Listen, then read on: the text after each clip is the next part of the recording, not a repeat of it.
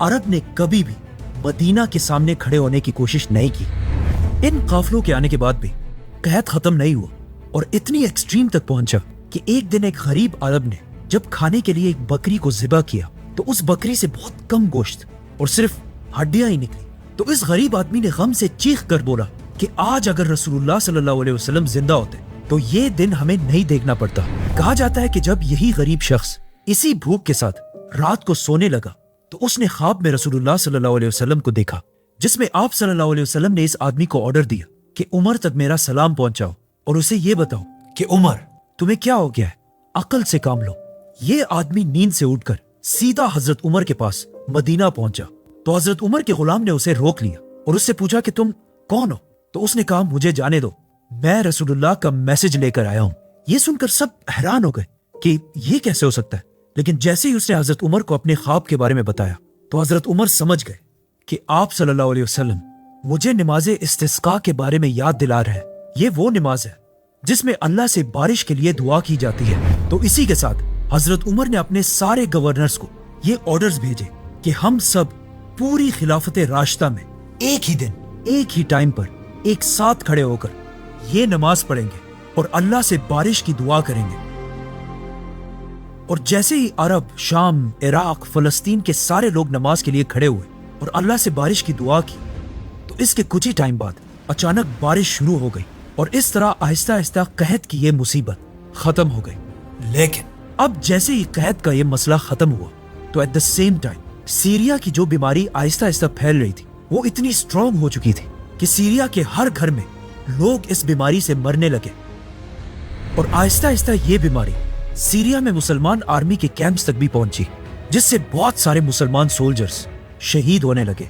जब मदीना में हजरत उमर को इस सब का पता चला तो उन्होंने फौरन एक letter army chief Abu Ubaida की तरफ भेजा और उन्हें फौरन मदीना की तरफ आने का हुक्म दिया।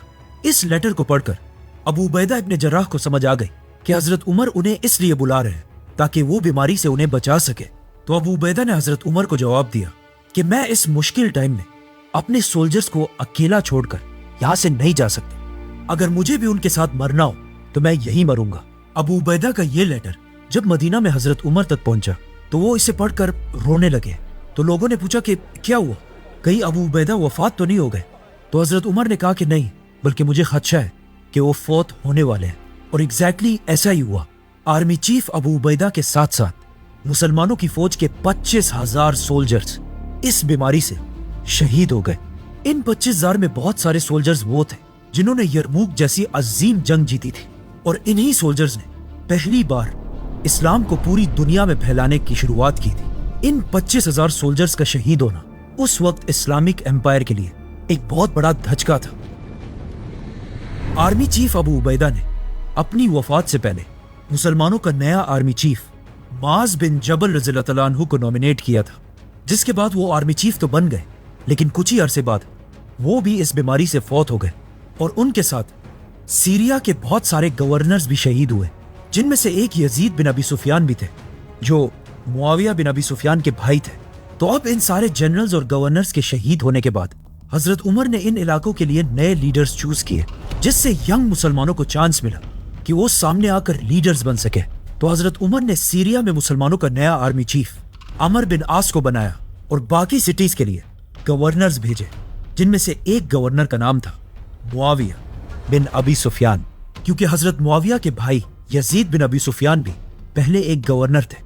हजरत मुआविया इससे पहले आप सल्लल्लाहु अलैहि वसल्लम के आखिरी दौर में कुरान लिखने वाले सहाबा में से भी थे और अब उनके भाई यजीद के फौत होने के बाद हजरत उमर ने उन्हें ही दमिश्क का गवर्नर बनाया। जैसे ही अमर बिन आस मुसलमानों की फौज के आर्मी चीफ बने तो उन्होंने एक जबरदस्त फैसला किया और मुसलमानों को हुक्म दिया कि ज्यादा एक साथ रहने के बजाय एक दूसरे से दूर जाकर रहो और एक दूसरे से मिलना जुलना बंद कर दो, जिस तरह कोरोना वायरस में पूरी दुनिया का सिस्टम, ताकि ये बीमारी खुद ब खुद खत्म हो जाए। And it worked. Aahista Aahista कुछ ही अरसे में ये बीमारी सीरिया से खत्म हो गई। अब फाइनली मुसलमानों की दोनों बड़ी मुसीबतें, कहत और बीमारी, खत्म हो चुकी थी। तो हजरत उमर हालात को कंट्रोल करने के लिए खुद सीरिया की तरफ गए और वहां उनकी मुलाकात नए आर्मी चीफ अमर बिन आस से हुई, जिन्होंने हजरत उमर के सामने एक नया प्लान रखा کہ अब जब हमारे हालात ठीक हो चुके हैं तो हमें स्लो होने के बजाय आगे बढ़ना चाहिए और एक नए इलाके की तरफ जाना चाहिए, इजिप्ट। सब्सक्राइब।